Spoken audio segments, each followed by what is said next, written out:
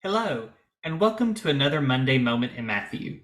This week, we're nearing the end of the Sermon on the Mount as we look at Matthew chapter 7, verses 15 through 20, a brief section about false teachers and the fruits that you find of them.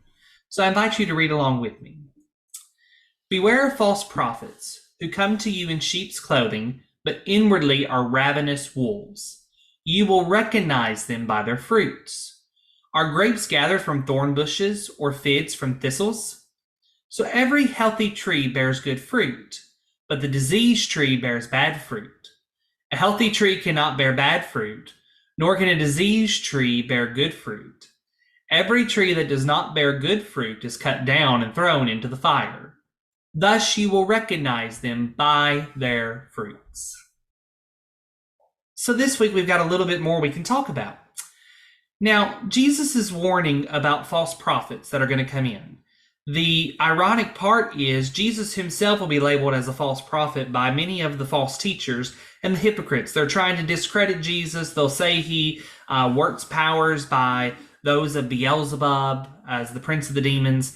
And what'll happen is Jesus's own life will show the fruit of his life. And so the very thing Jesus is warning about, if they listen to, they will see exemplified in his own life.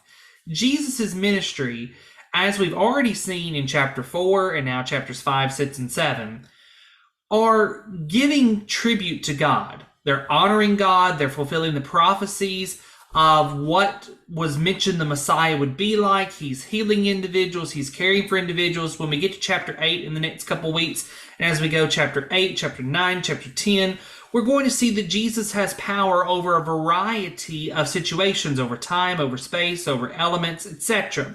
We get chapter 14, that's going to be continued. And throughout the whole rest of this gospel message, we are going to see the fruits of the ministry of the Messiah. And it's not going to be the fruit of a false teacher. It's not going to be diseased fruit. It's going to be a very healthy fruit, a very bearing fruit. There's going to be much good that comes out of the work that Jesus does. And so he warns about what he's going to be called, and we can see through his life that he's not a false prophet. The reality is, though, there are false prophets that are coming in. And these false prophets didn't just come in Jesus' time. They're still coming in 2,000 years later. They pretend to be something they're not. You know, whenever you hear somebody that judges the church or they judge Christianity by the actions of one or two individuals, what a lot of times they're doing is they're judging the church by people who are false, who are not showing the true nature of God. They're not showing the true religion that God has prescribed. They're not showing the true love and compassion and caring that Jesus was for individuals. They're not imitating Christ as they should. And what happens is their diseased fruit becomes a mark upon the entire. Jesus warns not to be deceived by these false prophets, not to be deceived by these false individuals.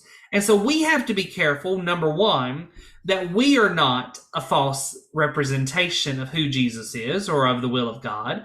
But number two, we need to be careful not to follow after individuals who are false prophets, who are false teachers, who are false representations of Christ. Because what will happen is if we eat of the diseased tree, we become diseased ourselves. And so we become part of this continual stream and cycle that goes against the nature of God and goes against the will of God. And so we have to be careful. This whole sermon has been about priorities, has been about the heart, has been about preparing oneself. He's about to get to proper foundations. That'll be the very end of this letter, of this sermon.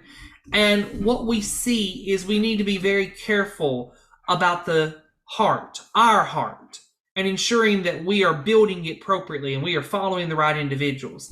And so we don't need to be led astray by false individuals. We don't need to be led astray by these false doctrines, these false teachings, these false prophets who say one thing and they aren't that way at all. That's what he warned about in all of chapter 6.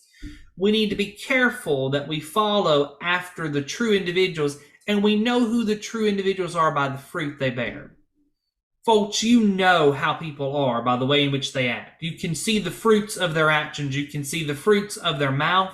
You can see the fruits of their hands. You can see what they lead to. And we need to be careful that we follow the right individuals.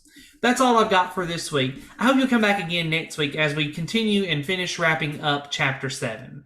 I hope you have a blessed rest of your week. Thank you.